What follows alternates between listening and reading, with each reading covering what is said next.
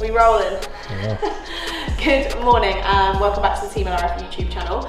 This morning I'm just doing a little bit of food prep, as you can tell by the amount of shit that's everywhere. So I'm just prepping my pre-meal and doing my food prep for the day. Can't speak. So my I'm having cream of rice like always, and I like this. I think I showed you guys this before. My protein's like vegan brand of vegan isolate, and I've got the chocolate salted caramel flavour cream of rice. These two go really, really nicely together. I'm just also prepping my food because I'm on shift at the gym this afternoon, so just prepping and cooking up some pasta and then just chopping up my carrots and whatnot. So yeah, just gonna get this all done and ready to go, eat my pre-meal, and then I'll go train before my shift. Hello.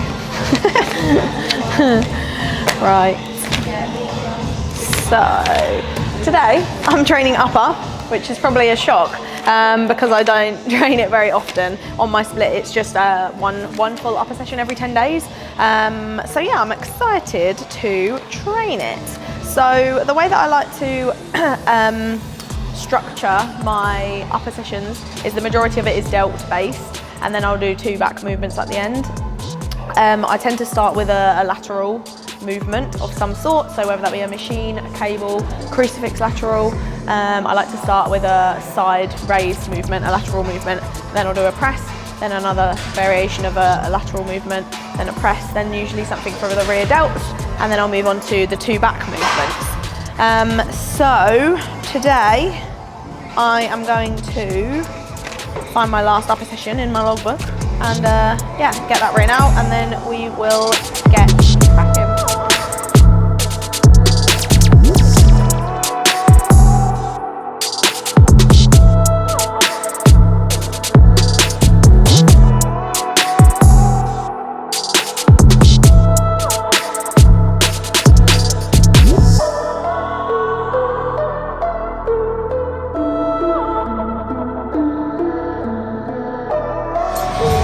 Okay, so I'm just going to start with a crucifix lateral. It's one of my favourite movements. I'm going to adjust the bench in a sec, but I just wanted to talk about these small cuffs. So basically, the reason why I like using a cuff for like a lateral cable movements is because it takes away the need for grip strength.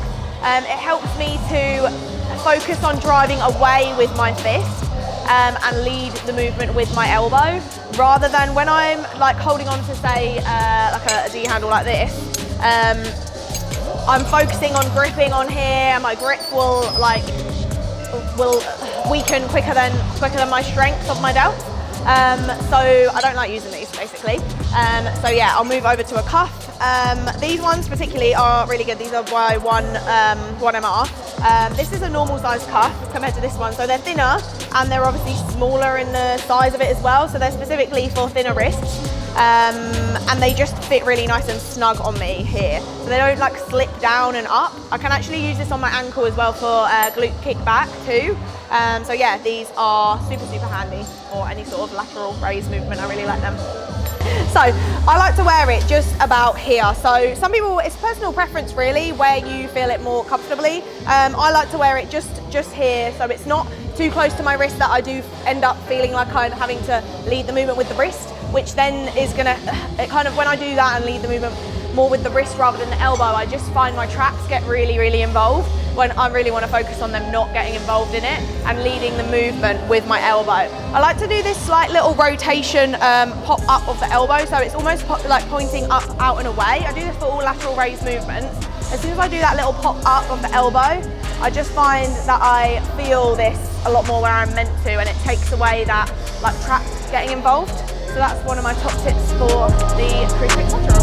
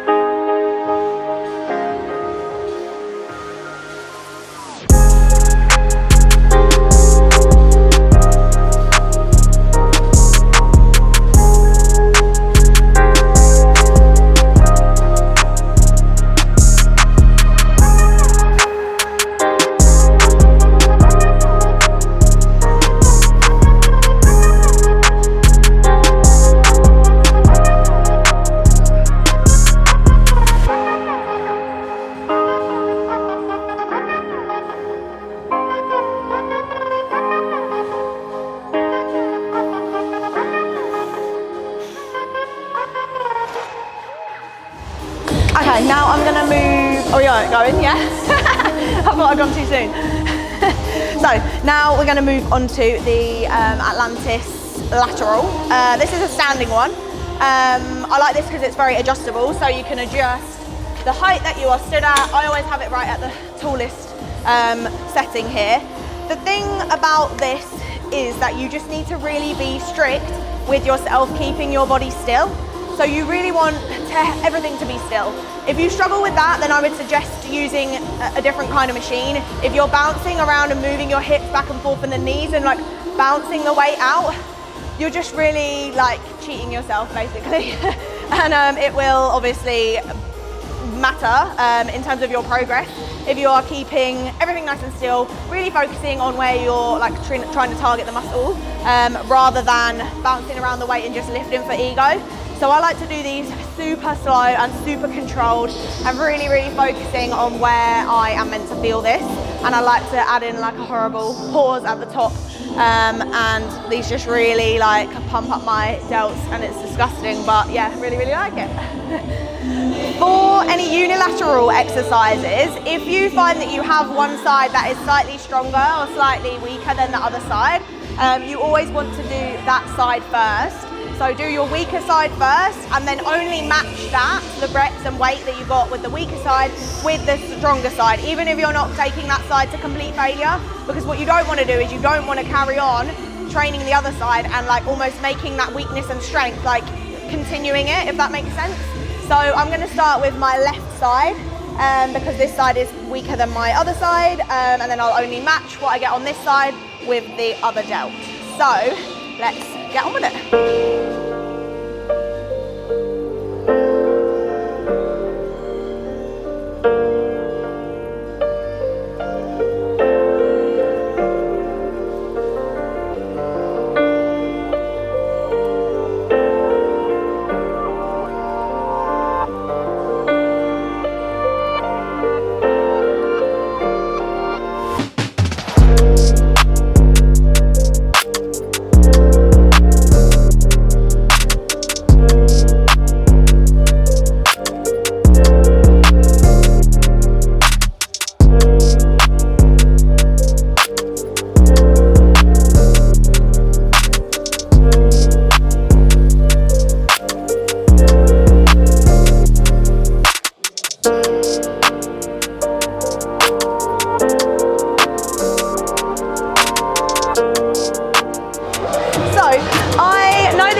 Very basic and very simple, but make sure you always use these safety catches.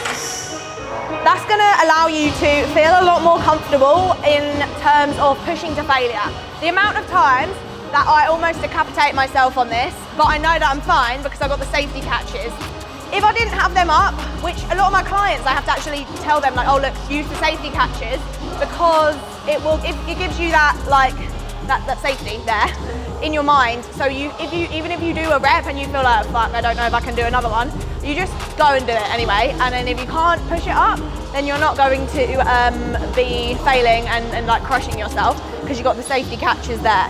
So I know that seems very simple and very basic, but it is something that I do see a lot of the time with my clients, not even just on upper body stuff, with lower body stuff on the Smith machine as well. Put them safety catches on and you can push yourself a lot further knowing that they're there and they got your back. So you don't need a spotter if you're someone that trains solo.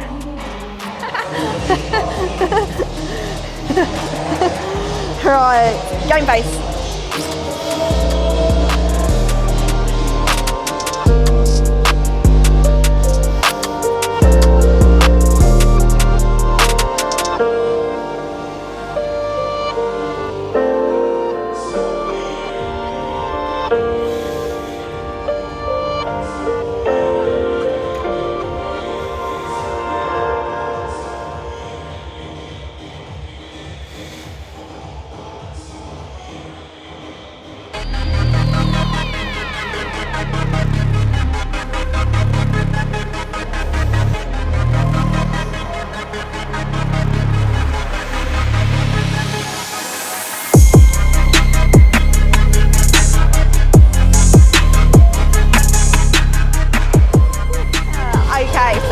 I'm just going to do a superset now of chest supported lateral raises and then into a seated front raise, both with dumbbells.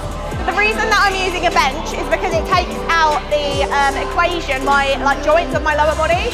So you will often see people in the gym doing a lateral raise and they're really bouncing with it. And we don't want to do that. We want to really focus on using the delts, the movement. So when I'm leant on here, I take that out of the equation and I can only use my delts. So I can't bounce around to swing the weight around basically. So try it if you haven't before and it will fire up the delts really nicely.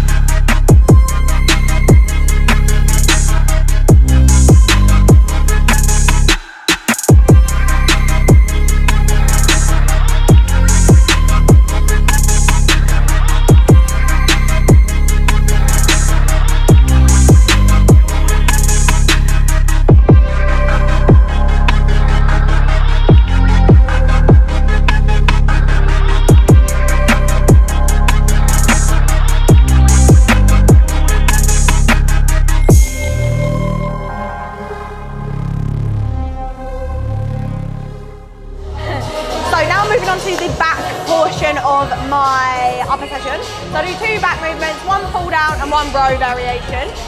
Today I'm choosing to do the chest supported dual arm pull down. The reason that I like doing this is I feel this targets my lats a lot more than a conventional pull down. So I'll just kind of demo without having the bar and whatnot, obviously you'll see. But what I am doing is I'm having a neutral grip, slightly like in between neutral and underhand, so slightly like this. And I pull basically, I just keep my elbows pinned in and I reach up, keeping my shoulders really nice and plugged down so I don't allow like for this lurch and overstretch at the top of the rep, so they stay here and I literally just drive that elbow straight down and I'm going to be slightly leant forward at this angle so I get a really nice stretch here and then a really nice squeeze at the bottom. Try this. If you don't have the same attachment as what we have here, you can just use a normal lat pull down bar and you can loop these over it at about shoulder width. So loop the D handles over it and then you can get the same sort of effect.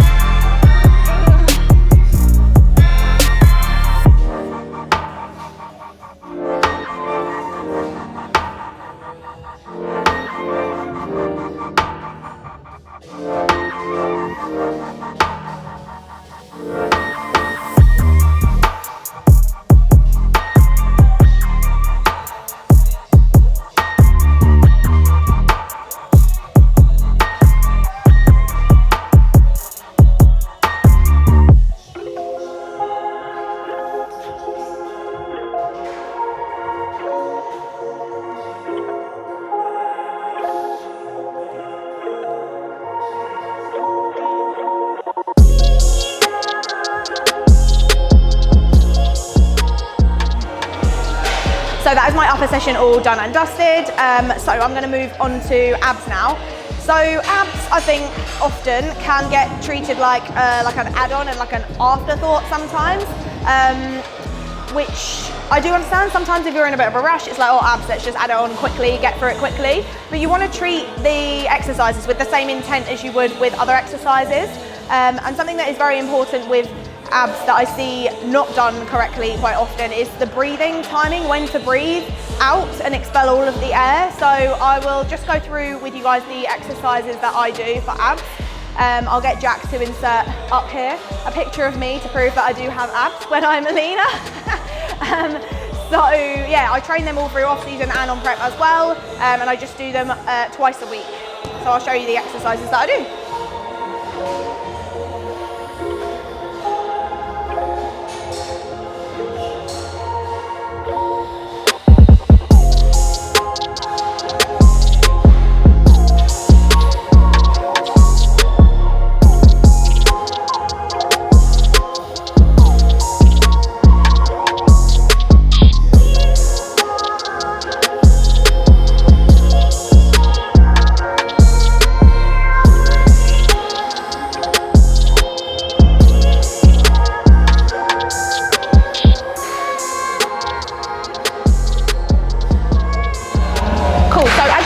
From the exercise when I'm doing it, I'm breathing out when I come up. So I breathe and expel all of the air out of my lungs, and this really helps to feel that like tension and contraction of my abs when I come up. And I'm really controlling and lowering myself down nice and slowly. So controlling the negative, which I harp on about at all times, but that applies to ab workouts as well. So as a bikini athlete, we don't tend to want to add any sort of thickness to our waist. We just want there to be some nice, like, toned, defined, like, abs and some definition there. So I don't do anything weighted, it's all done body weight. And like I said, I'm not like training them all the time. I just do twice a week, and I do crunches, and then I also do lying leg raises, and I just do 2 sets of 15 reps of each. So I will just do the lying leg raises as well now for you and show my beautiful control of the negative as well with those.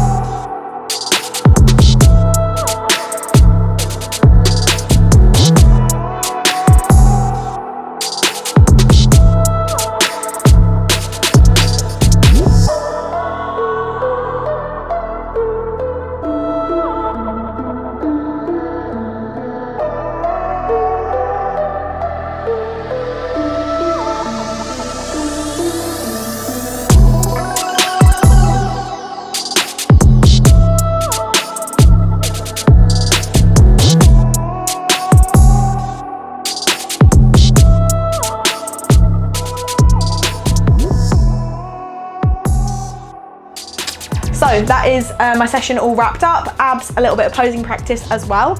It's always important to try and maintain and keep on top of posing practice, even throughout off season when you're not on prep. It can get left and forgotten about, and it is very much a skill that needs to be continuously practiced to maintain it and keep. It's kind of an ever evolving thing, like posing will change and you might pick up new transitions and bits that you like and alter your posing, and it's so important on stage, so it can make a big difference in your overall presentation. So it should not be left until like 10 weeks out and then suddenly you're like, oh, better start practicing again. It needs to be continuous. So I'm just set up here with getting ready for my post workout. So same, to be honest, as what I've been having recently. So some blueberries, a nice big old big portion size of Rice Krispies, so I can have any sort of cereal that fits the same macros. I just tend to go for Rice Krispies because I just bloody love them. Mixed with this, again, same protein, the salted caramel soy by my vegan. It's a very, very good combo, so I would strongly recommend that. If you've not tried that vegan protein, you need to get on it because it's like one of the best tasting flavors. Beautiful. So I'm just going to eat that, and then I start my shift in about 25 minutes, and then I'll be working 1 till 6 here at the gym, and then I've got a few new shred client plans to write up because we have the new summer shred starting this Sunday. So it's like the lose 10 kilos challenge. So I'm just going to get those guys all set up and ready to go. So that will be my afternoon and my evening all wrapped up. Another day in the life, living the dream. I'll catch up with you guys soon. Make sure to like the video, comment down below if you enjoyed it, and subscribe, and look forward to seeing you in the next one.